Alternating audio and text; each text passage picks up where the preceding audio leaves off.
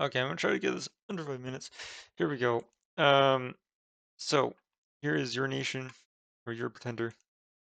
And you'll have a disciple which is flat. You'll have a pretender that can win the game with you.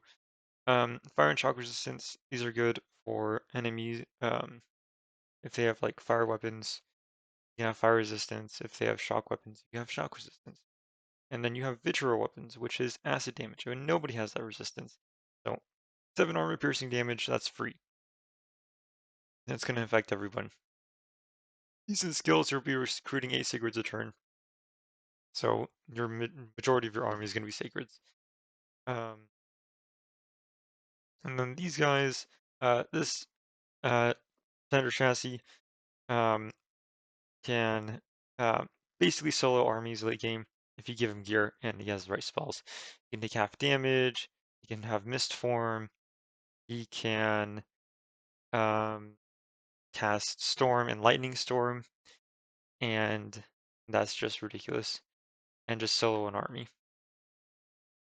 Then flat, you've got there's his dragon, and he will just also solo an army. Well, possibly.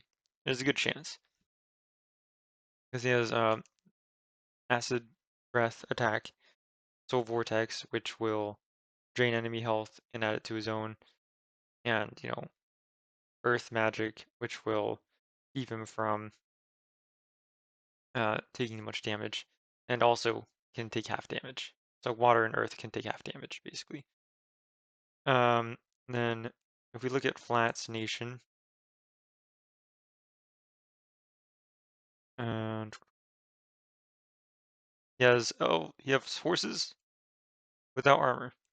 That's Flat's nation, and guess what? He has horses.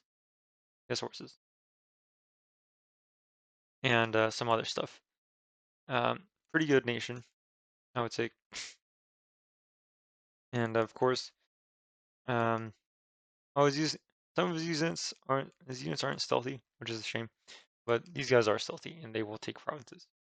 Um, yeah, that's Fast Nation. And then here is your nation. Um, all of your units are stealthy. That's ridiculous. And then you have basically the same figures as he does, no armor horses. But it doesn't matter, because you both have Skilled Rider 3, and you will protect your horses with your 19 defense skill, because you're elves and you have you have a defense skill. And so good lineup, you have a Forager, a Dwarf, you got guy with a Combat Caster, and that's going to come in handy. This guy can cast big battlefield spells. This guy can also kind of cast big battlefield spells with the right setup. And yeah, and that's your nation. That's both your nations. And then if we go to, I'm just going to show you what your nation can do.